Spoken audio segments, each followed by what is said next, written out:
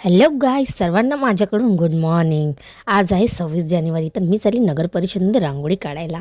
तर मग इथे रांगोळी काढायला आली की मी बघितलं हे लोक ऑलरेडी इथे रांगोळी काढत होते आणि मग मी पण थोडी बहुत मदत केली. तुम्हाला तर माहितीच आहे, आज आहे 26 जानेवारी. 26 जानेवारी 1950 रोजी भारताचे संविधान भारताला लागू करण्यात आलं होतं.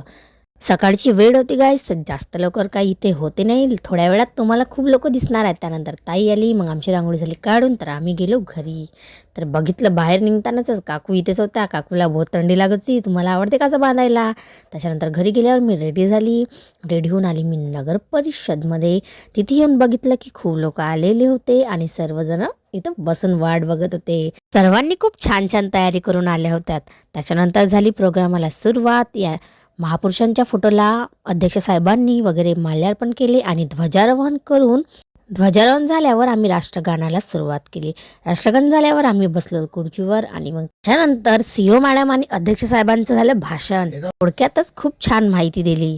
त्याच्यानंतर मग झालं एक शपथ समारंभ. स्वच्छतेबद्दल थोडी शपथ वगैरे घेतली. त्याच्यानंतर प्रोग्राम खतम झाला तर आम्ही गेलो मागे गेलो तो फोटो काढायला, पण तिकडे काही फोटो काढणं काही जमलं नाही. मग त्याच्यानंतर आम्ही समोरच फोटो वगैरे क्लिक केले आमच्या. खूप विचार करून एका मुद्द्यावर आलो आम्ही निघालो फिरायला. मग आम्ही चाललो होतो बाहेर. तर ते तुम्हाला तिथे जाऊनच समजेल की आम्ही कुठे आलो आहोत. जे लोक नागपूरचे आहेत त्यांना तर समजूनच जाणार की ही जागा कोणती आहे. मी तिथे गेल्यावर तुम्हाला पण सांगणार की आम्ही कुठे आलो आहोत.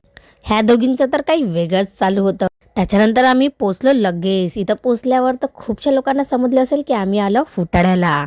आणि गाईज, हे नागपूरची सर्वात फेमस जागा आहे. त्याच्यानंतर आम्ही समोर चाललो होतो. यांना मी आवाज दिला पण यांनी माझी ऐकली नाही. लोक समोर निघाले होते. मग मी यांच्यापाशी पोचली. ते मी पटपट, माझा राग तर बघा गाईज, खूप राग येत होता मला या लोकांचा.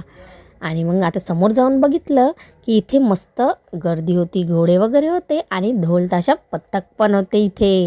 त्याच्यानंतर दुकानं पण खूप सारी लागले होते आणि खूप गर्दी होती. त्यामुळे मला काही जागा काही भेटली नाही आणि मला काही दिसत पण नव्हतं. दुसऱ्याच्या हाताने मी व्हिडिओ बनवून घेतला. मग त्याच्यानंतर आम्ही मोकळ्या जागेकडे आलो होतो फोटोज काढण्यासाठी. जर आम्ही कुठे बाहेर आलो फोटो नाही काढून तर मग काही अर्थच नाही गाईज घुमण्यासाठी. आणि एका मुलीचा व्हिडिओ नाही बनवून दिला तर ती आमच्यापासून फुगली होती. चला मग गाईज, बाय. ज्यांनी कोणी पण माझ्या चॅनलला सबस्क्राईब नसेल केलं तर सबस्क्राईब करा.